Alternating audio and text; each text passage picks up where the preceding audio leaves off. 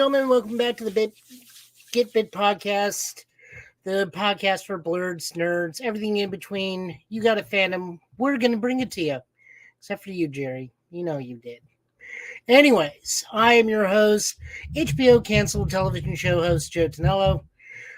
We will be talking about recent cancellations. Where the heck is James Gunn? A plethora of comics because Will's not here to stop me from doing over 5.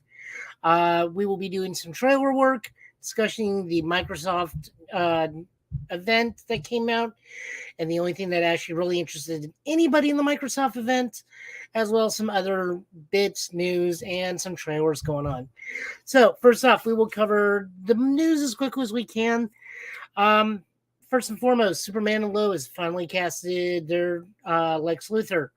It is Michael Cudlitz, known mostly to those in The Walking Dead fame as Abraham. He has been casted as Lex Luthor going forward in season 3 of Superman and Lois. Coming up on top of that, Io Itaberi has been landed a role in Marvel's Thunderbolts movie.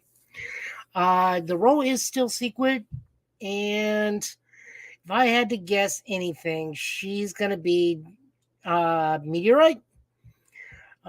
Just seems like a good role for her. She was in The Bear. Was her last starring role. I can't really think of too many people she could be, unless they are recasting Ghost for whatever reason. She would be a newer version of Ghost, but I don't see them recasting her. She could also be Bob's wife, which could play into the Thunderbolts movie, as it is still heavily believed that the Sentry will be the primary antagonist in the Thunderbolts movie, which greatly is overmatching anybody in the Thunderbolts, but, it's the Sentry. That man could be anything, literally. I mean, in Doctor Strange, he was filled with 1 million crazed ghosts. So Io Itaberi has been cast. We just don't know what. In the Thunderbolts, again, my money is on Meteorite. She also could be Mockingbird or Mockingbird. Songbird is Carol Danvers. Mockingbird, which we discussed previously, as another actress who was rumored to get the part. This one has at least been confirmed that she's on the film. We don't know her role yet. Again, money's on that. Moving forward, Kenny Omega has been confirmed to be via a new commercial, which you can find over on Sega's YouTube. He will be guesting as a trooper card in the upcoming Like a Dragon Ishin, meaning he will be a guest character or summoned somehow as part of the Shinsengumi in the upcoming Yakuza video game. Titans and Doom Patrol. They have both been canceled as of after their season 4. So after season 4, both Titans and Doom Patrol have finished their roles. Titans kind of surprises me that they are getting canceled. I saw that going a little bit longer, at least for another 2 seasons. Doom Patrol, on the other hand, I did see probably getting to be canceled after this season, mostly because Brendan Fraser has become very prominent again in the acting circles, so his availability may not be as easy as it once was. And considering he's one of the linchpin characters in that series, his Robot Man being almost the principal character of the series would lead to it being hard to run forward.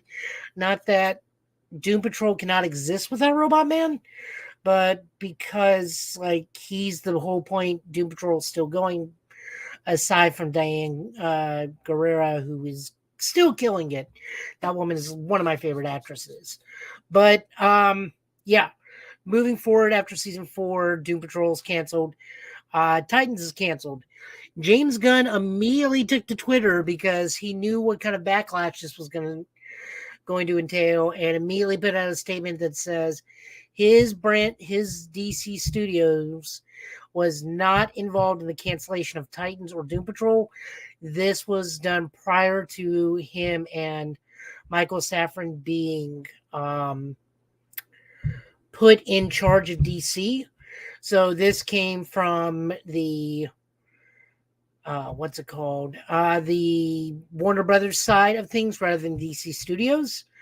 Not surprising. They're still canceling things left and right. They're still trying to cut costs, trying to make way for all that whatever they're going to be combining with now to make the Max, which I believe is what the HBO Max is going to start becoming.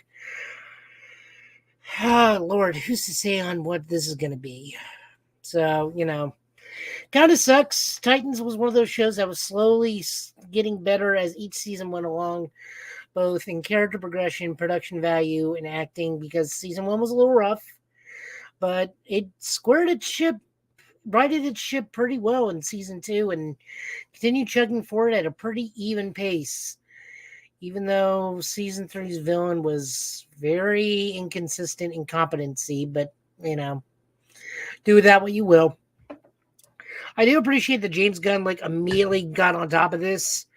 That man has an insane Twitter presence, and I think he may have he's got to have at least 5 or 10 people on Twitter feeding him news and feeding him any rumors that come through, because that man is one of the most on top of it in terms of going, no, that's wrong. No, that's wrong. No, that's right. No, that's wrong.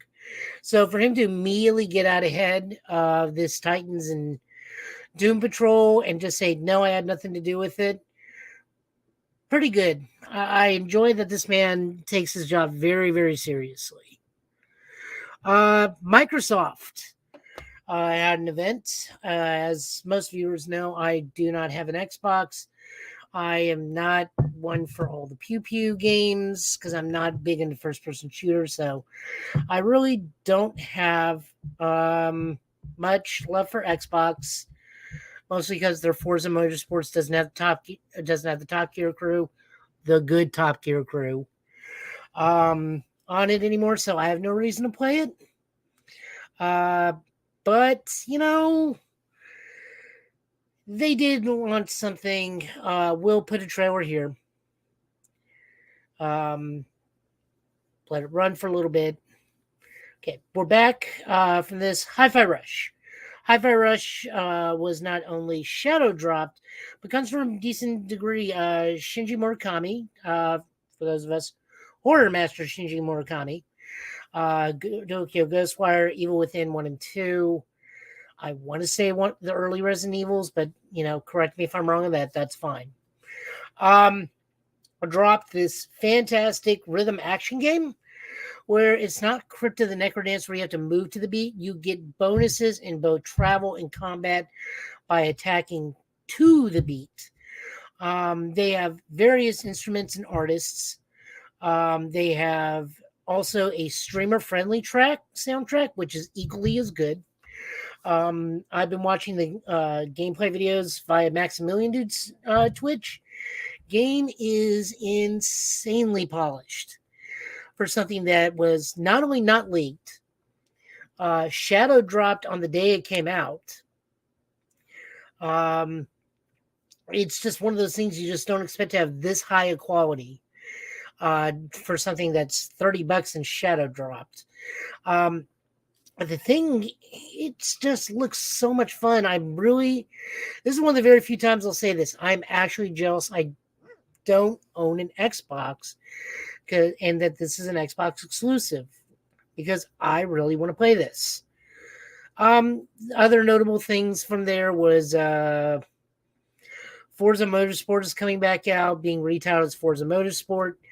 For those unaware, Forza Horizon is their open world driving game. Forza Motorsport is their version of Gran Turismo. Same brand, 2 different styles of racing. One's more arcadey, one's more simulator. Previous Forza Motorsports had Top Gear with it, and that was their big pull. I miss those guys. Anyways, and then Minecraft PvP. Not a Minecraft guy. Can't put too much thoughts onto that. Uh, moving on to other news. I got a full list here because we've been making it all through the week. Also that Hi-Fi Rush is from Tango Gameworks. Big props to those guys. I am really, really happy about that. Justin Roiland, the domestic dispute charges has been affecting him rather negatively. Not only has he been taken off Rick and Morty, uh, Rick and Morty is going to be continuing without Justin Roiland. His game stepping down from his game studio. He is now discontinued. Contracts have been terminated from not only Adult Swim but with Hulu. So Solar Opposites is now with Justin Roiland, as is most Adult Swim projects and Squanch Games. So there is that. Sad to say that happened, but domestic dispute is nothing to sneeze at. Like, just don't do it. Don't be mean to your partner. Don't be mean to anybody. Like, this is the consequences. You pay for it. I mean, it sucks that we lose Rick and Morty as in voice acting terms. But, man was in control of his actions, and these are the consequences for it. Moving on over to better news. Ghostbusters Afterlife 2, which is still yet unnamed for sequel. We do have confirmation that both Bill Murray, Dan Aykroyd, and Sigourney Weaver will be coming back in the later sequel. This is unsurprising to me, as it is rumored that Ghostbusters Afterlife 2 will be taking some cues from Ghostbusters 2, possibly another Carpathian demon, possibly the return of Vigo, or maybe looking at Dana's son, which is technically now Venkman's stepson, or possibly grandkids. We don't really know what is going on. We just know that, principal cast from Ghostbusters Afterlife are involved, and now we know that on top of Ernie Hudson, now Bill Murray, Dan Aykroyd, and Sigourney Weaver are confirmed. If anything, Bill Murray is the surprise in this. Sigourney Weaver loves doing Ghostbusters. She was very, very disappointed she cannot be in the Revival video game that Atari did several years ago. She thought it was just a quick crash grab. She was not made aware that the full crew was coming back and has regretted not being a part of it ever since. So her coming back, greatly enjoyed. Bill Murray coming back is the big shocker because, it's Bill Murray. That man is super fickle. As wonderful as the actor he is, and he is my favorite Ghostbuster, but, I'll call a spade a spade. The man's fickle in his work. That is set to be premiering later this year, probably around DC. I believe filming will be starting in March. Also, Ghostbuster news. Ghostbuster Spirit Unleashed, which you can watch on Twitch of mine sometimes, playing with the rest of the Tennessee Ghostbusters, got its big update patch. We get infernal skins with the ghosts. We are also now able to swap ghosts mid-match each time we are captured in the game. On the Buster side, we get prestige uniforms. And other thing is we now get shell skins to mix and match to customize our skins. And first skin is the real Ghostbusters skin. So we get real Ghostbusters Proton Pack skins, real Ghostbusters PKE skins, and real Ghostbusters Trap skins. This leads me to believe that going forward we will have skins for other packs. If any of you know me, I'm an extreme Ghostbusters fan, so much so that my Proton Pack is a 1-to-1 remake of the Extreme Ghostbusters pack. So here's hoping I can actually get an Extreme Ghostbusters pack built in the game. I will never be taking it off. What else do we got for news? Cyborg's new creative team over in comic news. First off, play the Shazam trailer here. We did get a new Shazam trailer. This one is much more action focused. We see possibly the slow corruption of Billy Batson in this, because in a couple scenes in this trailer, his uniform started to look a bit more like Black Adam's. with black crusting over parts of the thing when very little red showing. But, only time will tell. Shazam Fury of the Gods is not that far away, I believe 2 months off. So, Will, trailer here for Shazam, please. Other than that, I'm going to play a little bit. Okay. Moving forward, we have, as Will and I has discussed at length, the Cyborg comic. Now, I make no excuse for this.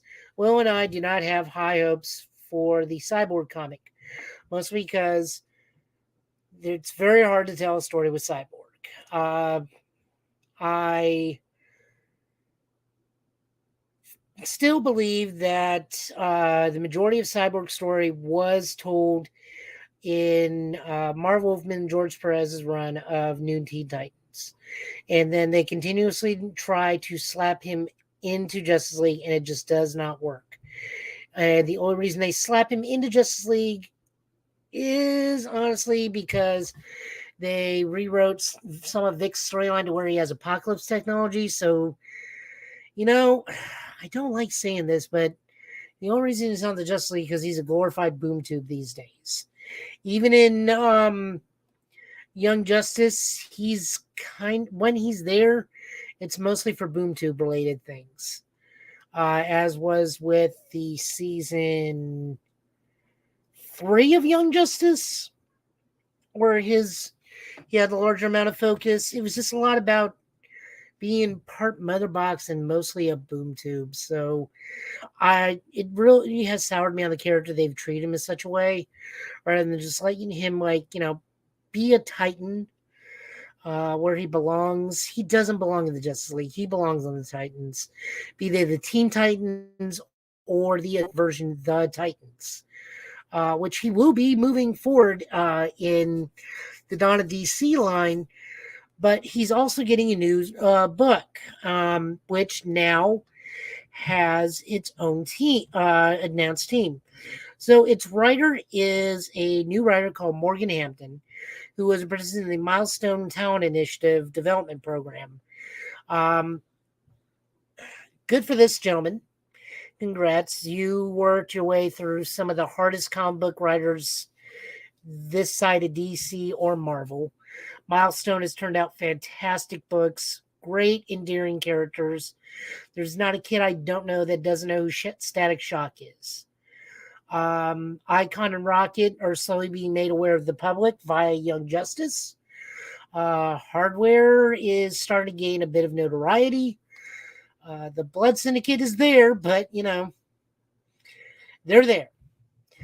So this gentleman has come up through that Talent Initiative program. I wish him nothing but the best.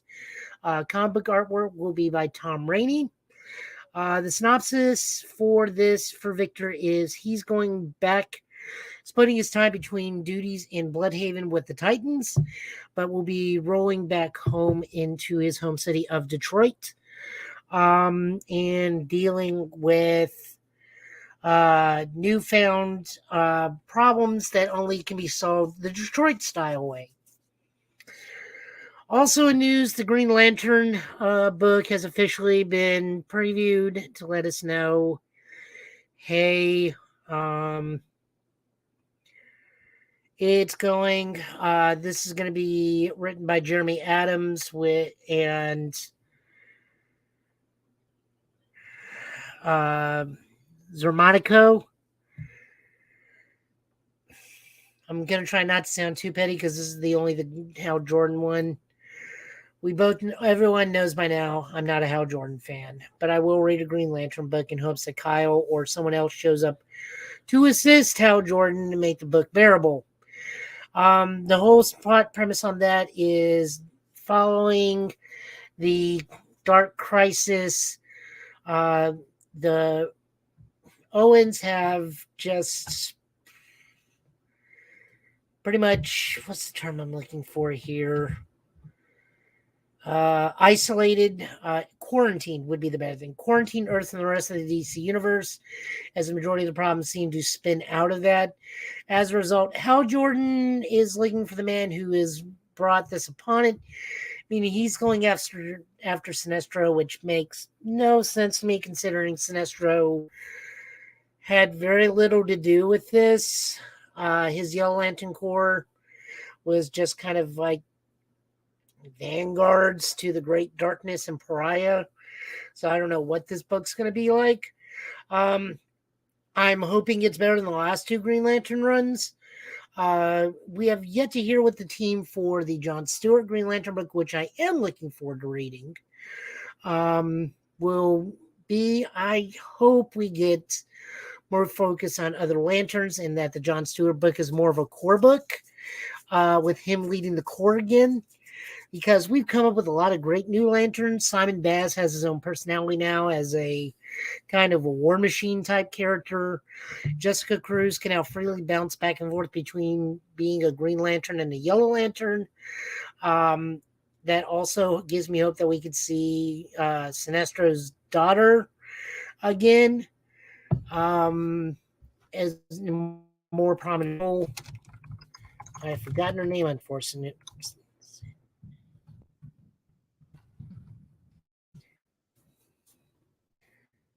Spell Sinestro correctly. Saronic Natu. Yeah, so I'm hoping Sornik gets to come back in the John Stewart book. That would just be nice. What can I say? I have no love lost for Hal Jordan. Also in the news, do we have anything else?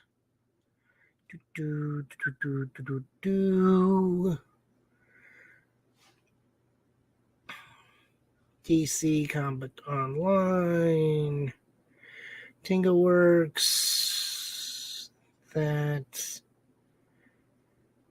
No, looks like that's it for news. So we will be going into comics, which we have this time around.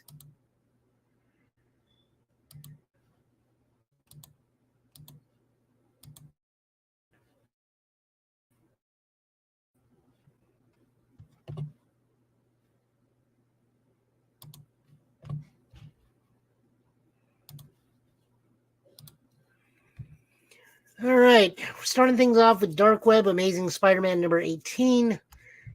This is written by Zeb Wells with art by Ed McGuinness and inks by Cliff Rathburn.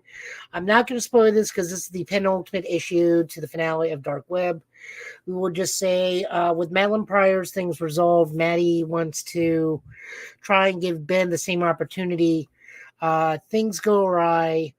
Both the X-Men and Peter finally get out of limbo. However, as a result of a betrayal against Madeline, Ben has now become king of limbo, complete with a new demon form and the new name of King Chasm.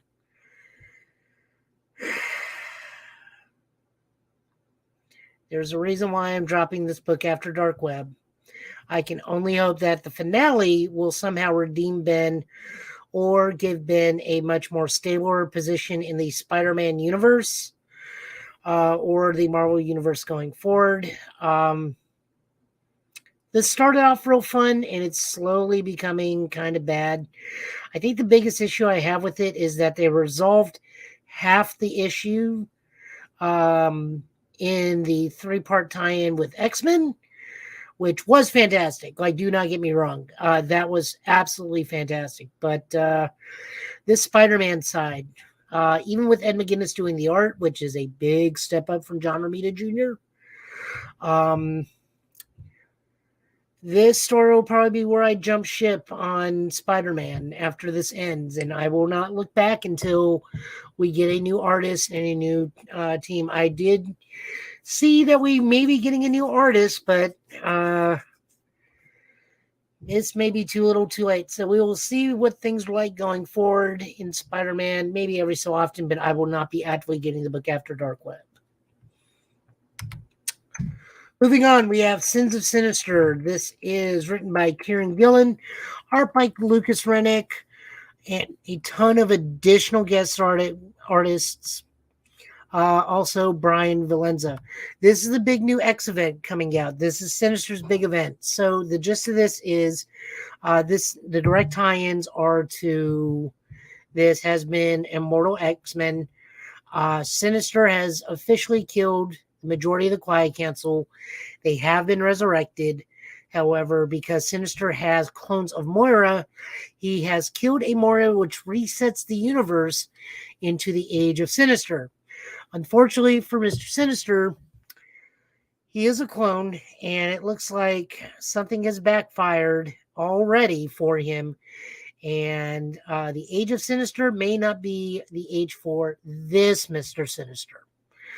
We don't know which Sinister is behind all of this. We just know that the majority of the X-Men, with a very, very small exception, have all become Sinister versions, meaning they all have diamonds on their forehead. Save for a very few. I won't spoil who, but it is a new age. Everybody, all the X books are getting not reset, but they're getting new Sinister style titlings and will each be a 3-parter going forward until Sins of Sinister resolve. I have really high hopes for this because Kieran Gillian has done great work with the X-Men. His primary book, which is Immortal X-Men, has been nothing short of fantastic. X-Men versus Avengers versus Eternals. Axe was a great event series. So I have very high hopes for this. Already we have Mr. Sinister cursing in the middle of Fiddlesticks, which I did not believe you could make that very large amount of cursing, but it happened. So recommend this. Exterminators number 5. Exterminators number 5 is written by Leah Williams, art by Carlos Gomez, and colors by Brian Valencia. This is the finale for Exterminators 4 now. It has already been officially revealed that this book will be continuing down the road, probably after Sins of Sinister ends, because this actually did get decent sales. Now, book 4 did end the main plot. This ends kind of in the wrap-up because this is a story about an ex-girlfriend out for revenge, and Dazzler does get a boon from Dracula himself and has officially asked Dracula going forward, hey, if you ever need anything for rogue vampires, you come to us. We are specialized in vampire killing. So Dazzler gets her revenge. We get to see the full extent of Jubilee's powers, because Jubilee does get to show off that her firework blast is only a small amount of what she can actually do, because it appears that she can actually explode things on an atomic level. So she does just that in a pretty cool display. Laura and Boom Boom are also here just for fun effect this time. This one is really more about Dazzler and Jubilee. But this was a fun series. I know not a lot of people liked it. This was kind of a grindhouse comic because of the nature of dialogue and some visual drawings. But I really enjoyed it. I think this was just a good, fun, turn your brain off comic. We do get to see that the Exterminators are doing things in the backgrounds in the X-Men book. So, I'm going to miss them. I can't wait till they come back. Hopefully they will not be like backups, but they will get their own next mini-series going forward. Because again, I enjoyed this. This was fun. Leah Williams does good work. Moving on over, we are looking at Inferno Girl Red. This is from Image Comics. This is part of the Massiverse, meaning this goes with Rogue Sun and Radiant Black, the Dead Lucky, and more recently, Cal was confirmed to be part of the Massiverse. For those of you that read Supermassive with us, Inferno Girl Red is the Sailor Moon equivalent of this universe. So we have Radiant Black, which is a Super Sentai take on it. This is the Magical Girl Sentai series. Rogue Sun is your metal hero, and Cal is your Showa era superhero, antics, crime drama stuff. A lot of what early Kamen Rider was with early police procedurals. And Dead Lucky is another Metal Hero series. So I don't want to spoil too much of this. Let's just say the hero is a girl of great mind and science. Her powers are magical. As a result of this, when evil arises, she can't fully grasp her powers because she just doesn't believe in magic. Once she does, things really take off. This is only book 1 of 3. This is a massive book, but well worth the money, well worth the read. This is written and co-created this is art by Eric DeRosso. Writer is Matt Groom, who you would know of the Power Ranger and Ultraman franchise.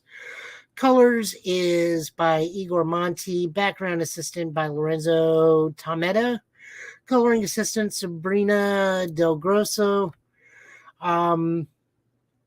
Editor is Kyle Higgins, principal writer of Radiant Black, and pretty much forerunner of the entire Massiverse. So I really hope you guys go out and read this. This is my recommend of the week. Please go out, support this book. I want more of her down the line, and I can't wait to see where we go from here on this. Moving on over, Action Comics 1051. This is the first book in Dawn of DC. This is written by Philip Kennedy Johnson, art by Rafa Sedova, colors by Matt Herms. You know, as you can see here, this is a book that's going to encompass the entire Superman family. Most notably, this will slowly move out to focus on the extended Superman family, while Superman will go back on Clark. John will be getting his own book. So this book will mostly be dealing with Kenan Kong, Supergirl, the two young twins from Battleworld during Clark's time in Battleworld, and Steel and Natalia, which will also be getting their own books and called Steelworks. Connor's going to be getting his own book as well, possibly a mini-series. But this one just sets everything up. So in part of a new DC initiative, your first book is always going to be a Superman book. This did not disappoint. We get to see the return of Metallo. We get to see how everybody kind of fits into their role in the Superman family. The thing I like the most about this book is that it treats Supergirl as older as she is. So this takes into the fantastic book Supergirl Woman of Tomorrow in continuity. So Kara is now officially in her mid-20s in this book, which works for her. We can move past the Supergirl stuff. Let her be Superwoman. We can have her do other things. We can have her finally be a mentor rather than the sidekick or part of the Legion, or the cousin with too much powers that Batman's suspicious of. Just a lot of things. I dig that Kenan Kong is back. I really liked New Superman. I was super bummed when they canceled the book. I think that was a wasted opportunity, and I am really glad he's back. I hope he gets his own book going forward. Connor, I like that he's back. It's going to be interesting to see where he fits into everything, considering we have Jonathan in his new suit. But, there's always room. John, I know, is getting his own suit because he's going to start becoming Electric Blue. This was a good read. I enjoyed it. We had a great comedic moment because we get to see what Lois and Clark are into in the bedroom, accidentally. Let's just say Clark kept his Battleworld outfit for other reasons.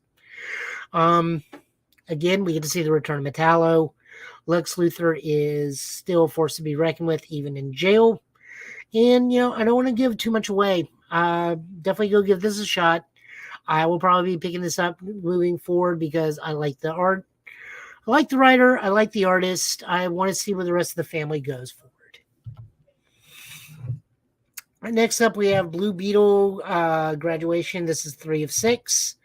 This is written by Josh Trujillo. Adrian Gutierrez art. Will Quintana in coloring. Long and short of this one, this is Jaime running around with Starfire, and they have to fight the newly established Green Beetle, which is an alien, which much different powers than Jaime, who still cannot talk to Kajida. Meanwhile, Batman talks to Ted Cord. Victoria Cord, which I still don't know if is a new character or not, is interrogating the Gold Beetle. Just everything breaks loose, and you'll have to see for yourself. I'm trying not to spoil a lot of these because this week was really good for reading, and I want you guys to go out and get these books and enjoy them. Moving on over, we got Justice Society of America #2. This is written by Jeff Johns with art by Michael Janin, Jerry Ordway, and Scott Collins. I knew that was Scott Collins' art. Scott Collins is my favorite artist on Flash, by the way, guys. The Wally era. So, as a show, Helena is zapped to the 1940s and tries to warn them about the man who's killing them. We do finally have confirmation of who the mystery man is. If you read JSA or know anything about the JSA, it's Predegaton. That was not even remotely a mystery. Through bizarre circumstances, Helena, upon touching the Helm of Fate, is jettisoned from the 40s and pushed forward into our time and winds up in the current day and age where he is with Khalid, Deadman, and Detective Chimp. Other stuff happens. Again, we're trying not to spoil the book entirely. I want everyone to go read it. Jeff Johns knows his JSA. I trust him on this. Artwork is fantastic. Jerry Ordway and everybody that contributes to this book is fantastic. Everybody feels like they should for their time period, which is why we have the multiple artists. Story-wise, I'll see where this goes forward. I am less than thrilled that it's Predegaton rather than any other enemy, but it's the first story arc. I can't complain too much. And then rounding out the night, we have Human Target Book 11. This is where everything unfolds. We got one more book, then that's it for Human Target, but we have Chance's last day on the planet before he dies from the poison with ice. We find out everything, the means, the motive, the reasons behind the motive, and just who may have killed the Human Target. Written by Tom King, art and colors by Greg Smallwood. And then moving forward next month, Black History Month, and DC will be going forward with DC Power of a Celebration of Black Excellence. This will be written by Chuck Brown, Morgan Hampton of Cyborg. This is going to be Morgan Hampton's debut book. Stephanie Williams, Evan R.C., Brandon Thomas, Lamont McGee, Jordan Clark, and more. Art by Valentine Delandrio, Clayton Henry, Peterson, Oliveira, Nachia Bustos, Chris Cross, Alethea Martinez, Daryl Banks, and more. Cover by Janoy Lindy. This is just going to be a really, really good book. I look forward to this. I love when both DC and Marvel can celebrate an ethnicity and help promote new writers and new artists of color to people.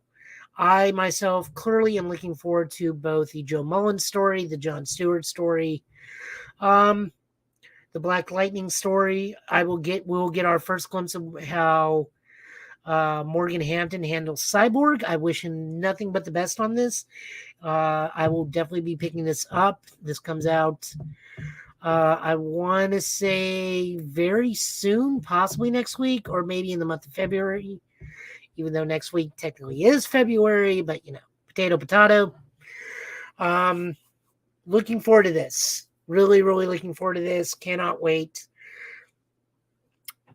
Joe Mullins, my third favorite Green Lantern, only behind Kyle Rayner and Jessica Cruz.